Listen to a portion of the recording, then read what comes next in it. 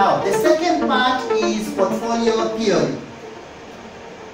Now, so far we have looked at investments in securities, or we can say in individual securities. From your previous illustration, where we calculated risk and return for X, Y, and Z, you are able to say this investment is better than this and this one, or investment Y has a lower coefficient of variation than X or Z. So now, suppose we find out that these two are better. Can we be able to combine? So the combination of two or more assets is referred to as portfolio theory. Now, for this section also, we need to understand what is a portfolio and why do we need to hold portfolios.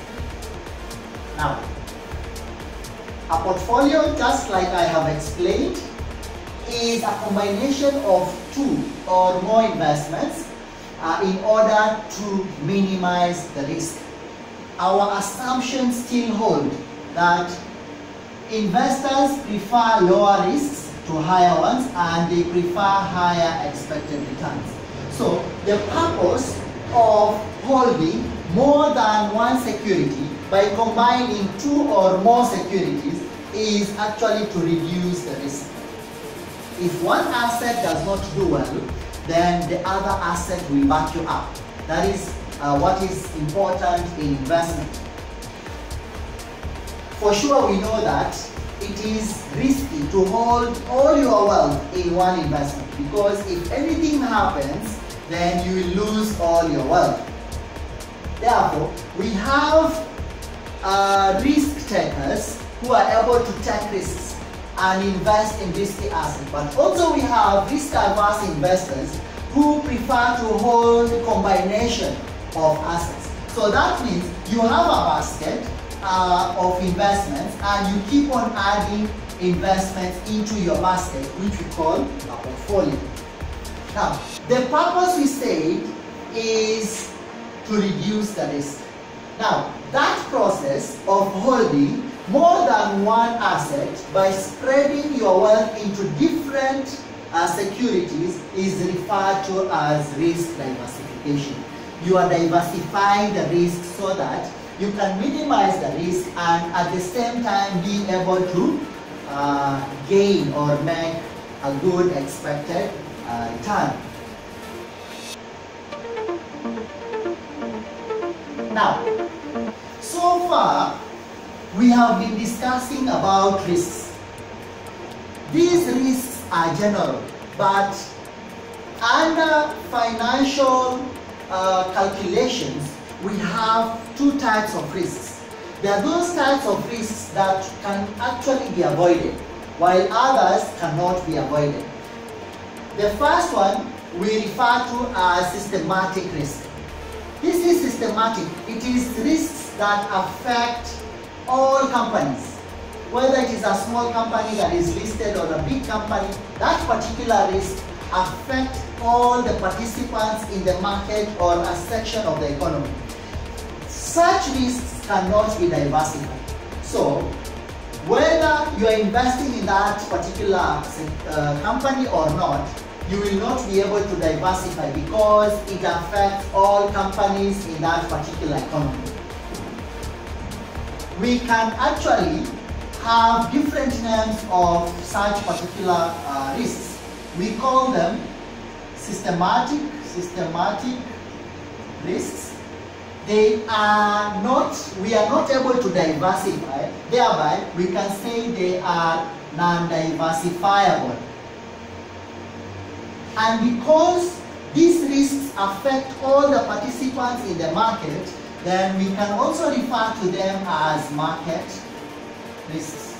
So this is the first type of risk, systematic, also referred to as non-diversifiable or market risks. Because they cannot be diversified or we cannot avoid such risks, we can also refer to them as unavoidable risks. Now, give me some of the examples of such risks in the market or in any economy. Okay, we have examples like inflation, political situation of a country, interest rates fluctuation. All these affect all the companies in that particular economy. So this is the first type of risk. The second type of risk, I could have a small column there, which is the opposite of systematic, and we refer to it as unsystematic risk. Now, this one is specific. It is affecting a single company, and that is why we can say it is a unique risk. Unique, it is unique or specific to that particular company. If a company is not performing well, it is risky for investors to invest in that particular company. And they are unique, so we can be able to diversify. That means if we find out this company is doing well in the economy, we can diversify and invest in that particular company. So the opposite of systematic, where we cannot diversify, we can also refer to this as diversifiable. Those companies that are not doing well, we can diversify. We don't need to invest in those companies. So we can simply invest in other better companies. Now, they are also referred to as avoidable. If a company is prone to riots or staff turnover, high staff turnover, or non-performance, then we can actually avoid. So, avoidable risks. Now, examples, I've just mentioned some of the examples of such risks. Poor management, strikes by employees. If a company is experiencing strikes by employees every now and then, that is not a good company to invest in. Now, graphically, we can actually plot these two types of risks. Now, we have the y-axis, the portfolio risk, and the x-axis showing the number of stocks or assets or securities that you can actually hold in any economy. Now, if you look at this simply, I wish to plot that graph here so that you can be able to understand how this curve reduces. So we have the plot, we have to plot this. We have portfolio risk and we have stocks. 5, 10, 15, this is just a hypothetical, 25, 30. Now, 1, 2, 3, 4, 5. Suppose also 5, 10, 15, 20, like that. Now, the graph is plotted like that. That means, so far we are able to understand the importance of investment in regards to risk and return. And the importance of holding portfolio is to minimize the risk. So we want to reduce the risk from this point here, 25, by holding 5 assets or stocks, reducing our risk by increasing the number of stocks. So you can see as you add the number of stocks, keep on adding, what happens to your risk? It is actually coming down. So you can see the risk is dropping and dropping, but it will reach a point whereby you cannot diversify any further. So this is the point where you cannot diversify. At this point, the risk will be the same because that is what is referred to as the systematic risk. It affects all companies. Even if there are 100 stocks in that particular economy, then it means you will still be exposed at that particular level of risk.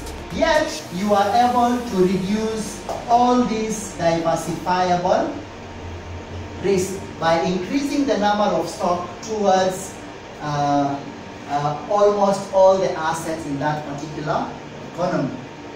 Now, this is my favorite part. I like calculations and formulas. Okay, now we are able to calculate expected returns for individual securities. So we know it is PIRI. And also we know standard deviation, the formula is here, or the variance is the summation of PIs multiplied by the deviations of returns squared. Yet, for expected returns of portfolios, simply we are looking at returns of, let's say, security A and returns of security B. If I have my wealth and I only have two securities here, I invest, let's say, 50% in investment A. Then it means my other part of my wealth, the other part of my wealth will go to B. So basically, we are looking at the weighted average of these returns, the expected returns, A and B, and we add so that we get the expected return of portfolio. So that is how we are able now to combine. We calculate individually the returns for each asset, then we go ahead and we do the weighted by adding the two returns. So we have our number 5 formula there, expected return of portfolio given by the weighted of security 1, return of security 1 plus weighted of security 2, weight of security 2 multiplied by mean returns of security 2. You can see, I want you to appreciate how we are adding up the knowledge in this particular topic and how we are adding up the formulas so that we are able to calculate and make better investment decisions. So the formula, as I have given you, I just gave an example of two securities there, but basically we could have more than two securities. The scope of this particular topic at this level is we do portfolio by combining two securities. At an advanced stage, then we should be able to combine more than just two securities. Otherwise, the formula would have been security 1, return of 1 plus 2, return of 2 plus weight of n, return of n. The n security, it could be 100, it could be 50 or 60. So that is the expected return. Now, for us to be able to calculate the expected portfolio risk, then we also use standard deviations of individual variances and standard deviations combined to be able to calculate the portfolio risk. Allow me to write here, the formula is on the slide, but allow me to write here, the portfolio risk is given by two formulas. Okay, the variance is given as the weightage of security 1 squared multiplied by the variance of security 1 plus weightage of security 2 squared, variance of security 2 squared plus 2 multiplied by the weightage of security 1, weight of security 2, then we add or we multiply this part, standard deviation. Remember, this part is variance, but this part is standard deviation of security 1, standard deviation of security 2.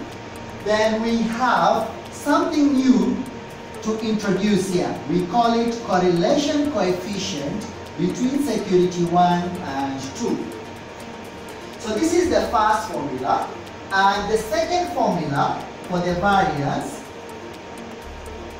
we have the same, the first term, second term is the same.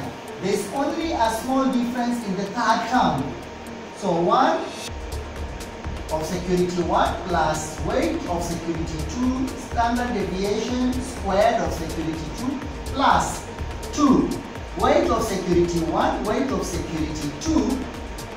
Instead of having standard deviation, correlation of these two securities, we also have a new element there called covariance of returns between security 1 and 2. At this point, I want you to appreciate that you are able to calculate expected returns of portfolios from the individual expected returns of all the securities that you are adding up.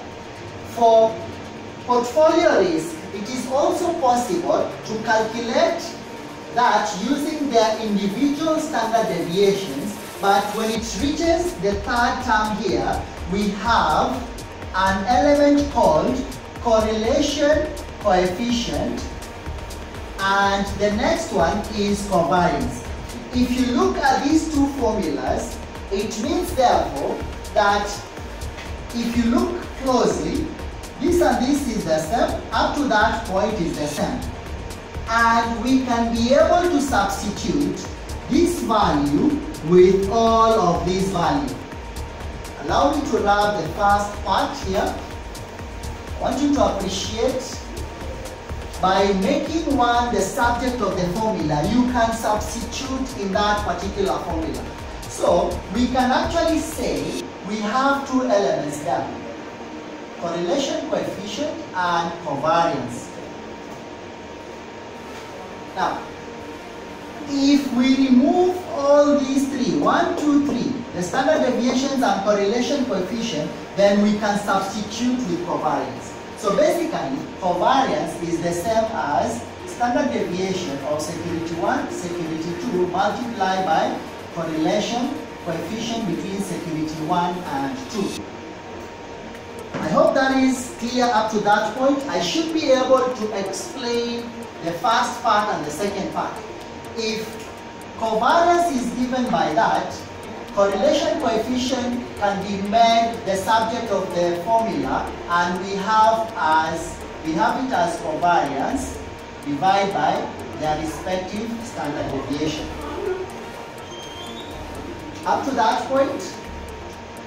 Now, let's look at each one of these. We have introduced 2 things there. We have correlation coefficient and covariance. Let's start with the first one. Correlation coefficient. Remember, we are combining assets and we want to see what correlations do they have. What relationship or association do these assets have? Remember one thing we've been discussing about investors. They want to maximize return, at the same time they want to minimize risk. Allow me to wrap this, we'll get back to that point.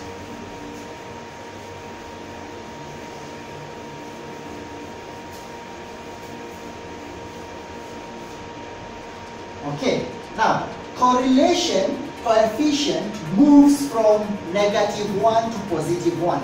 So if you have a number line,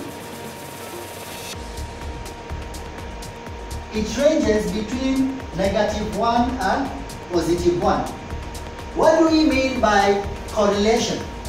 We say an investor could invest in asset A or B.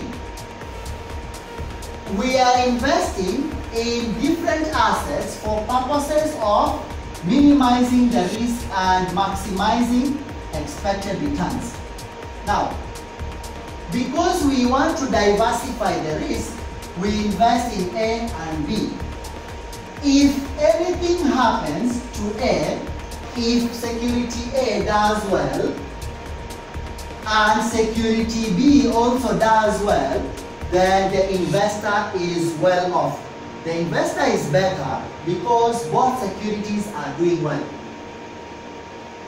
But the opposite could happen, whereby if security A is not doing well and security B is also not doing so well, then it means the investor is worse off. You are worse than before you invested in these two securities. So the best part for an investor is to invest in a security. If one does well, if one does not do well and the other one does well, then you are better off. And that is why we need to look at a situation where it is a perfectly negatively correlated. Remember, when they move in the same direction, whether they are doing well or they are not doing well, we call those positively correlated assets. But if they move in the opposite direction, if one does not do well, the other one does well, then they are negatively correlated. So we need to strive at a maximum point of negative correlation, which is -1 correlation. That point implies or results to highest return and minimum risk between those two assets. So the correlation basically means we need to look at how these two assets move, whether they move in the same direction or the opposite direction. So -1 is what we want to achieve. This side is better than anything from here to the other side, because this is the point where we find we are able to maximize the return and minimize the risks. So assets with negative correlation, I explained that earlier, they have their returns moving in opposite direction. While assets with positive usually starts from 0. You don't say positive 0. 0 to +1, these assets correlation move, their returns move in the same direction, whether they do very well or they don't do very well.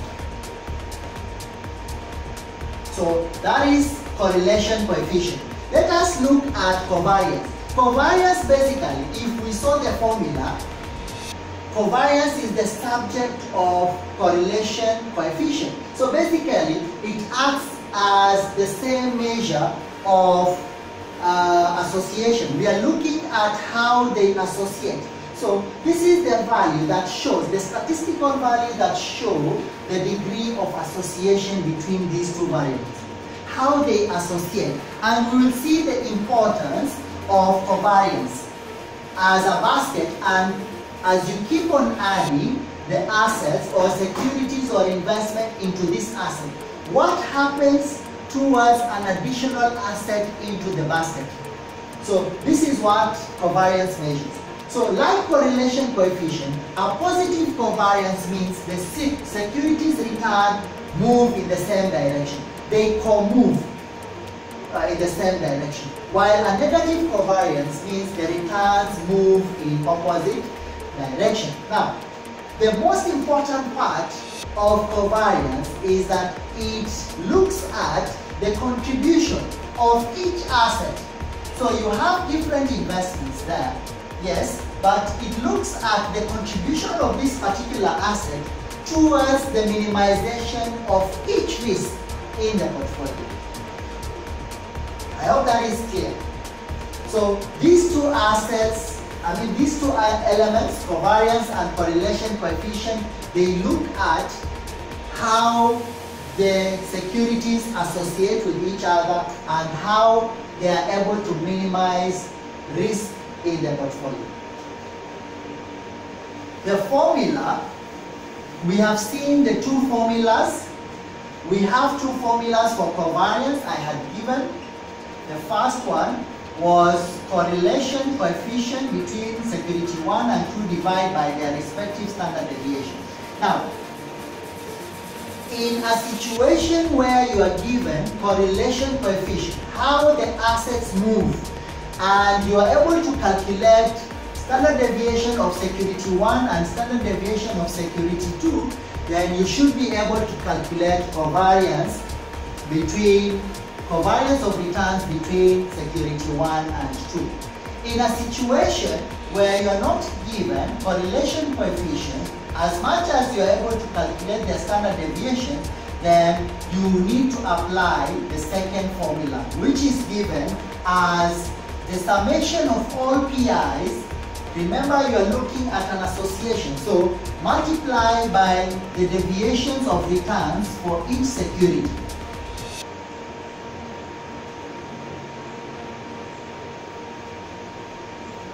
All these are provided in your previous illustration. So you have them, you should be able to calculate covariance between security 1 and 2. Up to that point, I hope it is clear. Now, let us look at an illustration, and part of it will be assignment number 2. So we look at the first part where we compute expected risk and return of the portfolio with 50% investment in asset X. So you have two assets, X and Y. So if you invest 50% in asset X, definitely you know the other part is 50%. So let us try and calculate. We know the approach. We say the first thing to do is to see whether probabilities add up to 1. 0.4, 0.6, up to that point, 0.9, 0.1 adds up to 1. So start with calculating individual expected returns, return for X, then return for Y. Go ahead and compute the risk for X, the risk for Y. Then from there you can be able to use the expected returns, expected return of portfolio formula to calculate the weightage or the expected return given the weightage at 50%. Remember also, at this particular point, part 1, you are not given correlation coefficient. Part 2 is what is given correlation coefficient. So part 1, go ahead and compute. Remember, you will be able to use portfolio variance formula. The second part, which was weight of security 1 squared, standard deviation of security 1 plus weight of security 2 squared,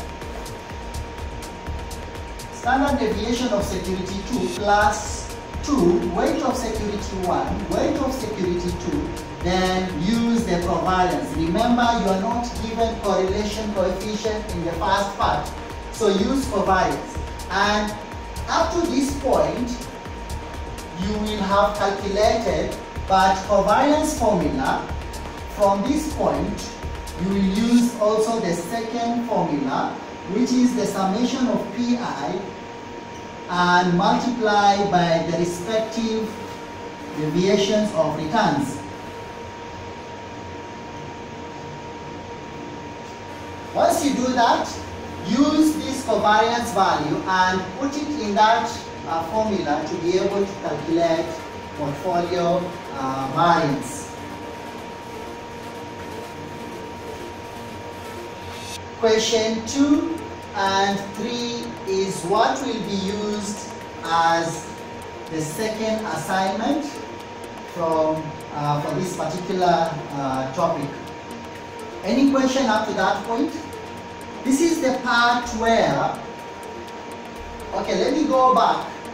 The first part we did was calculating expected returns and risks for individual securities.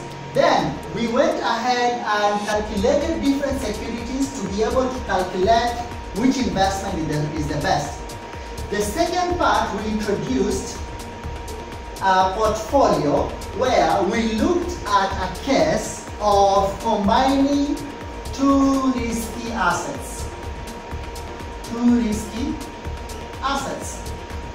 And we saw how we were able to compute. Let me do the first part of expected return of portfolio. We looked at the first return of a risky asset multiplied by the weightage given to that return or that investment, then weightage of the second return multiplied by the second risky asset. Now, for us to be able to tackle a case of one risky asset and a risk-free asset. What is a risk-free asset? This is an asset that has no risk. Investment in treasury bonds, investment in treasury bills are investments that yield zero risk. So for risk-averse investors, they would rather combine their wealth in a risky asset and a risk-free asset. So we could be able to use the same formula here and assume that the first security is a risky asset and the second security is a risk-free asset. Thereby, for us to be able to calculate that, we have our expected return of portfolio for a risky asset and a risk-free asset will be given as the same for risky asset plus weightage of security 2, which is a risk-free asset. We indicate it as RF. If you prefer, you can even have it as small rf, multiplied by the return of a risk-free asset. So the only difference between the first one and the second one is that the second part, we have a risk-free rate of return, which is known, and also the risk is also known. Okay. So that is the first part. The second part of the formula, I wish I had not rubbed the portfolio risk formula, but I can do it again. Given as weight of security 1, standard deviation of security 1, weight of security 2, standard deviation of security 2 multiplied by 1 multiplied by weight of 2. I'm using let's use the first formula. It's very important so that you see how we are deriving the formula. Standard deviation of 1, standard deviation of security 2, and correlation coefficient between the two securities. Now, we assume the first security 1 is the risky asset, and we say the second one is the risk-free asset. So, in our formula, where we want to calculate portfolio risk by combining a risky asset and a risk-free asset, then the formula, the first bit, the first term remains because we will still calculate the variance of the risky asset. Now, this is where it becomes interesting. The second term, we have two factors, the weightage and the standard deviation. We say that the standard deviation of a risky asset is 0. So if this is 0, anything multiplied by 0 becomes 0. And here we still have the standard deviation of a risky asset being 0. So we also have it as 0. Thereby, our formula for the portfolio risk combining a risky asset and a risk-free asset becomes the weightage of the risky asset multiplied by the variance of the risky asset. So you can see that is exactly what I have derived for you on the board. The variance is shown in formula 2, since the risk of the second asset here is 0 and the third terms is also 0. Now, I want you to look at this question as your next assignment. It's similar to what we have done so far, only that you are combining the second asset as a risk-free asset.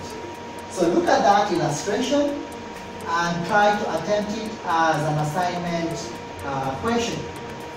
So calculate the expected return in various ways. Now, when we talk of various ways, it means you have the risky asset A and the risk-free asset B. So if you're investing 50%, the other one is 50%. Try 100%.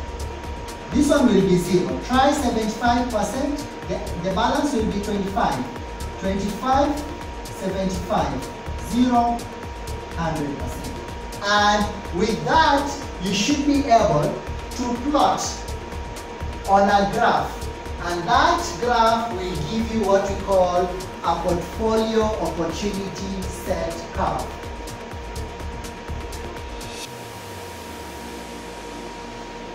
If there is any question, please do let me know. We have different reading materials.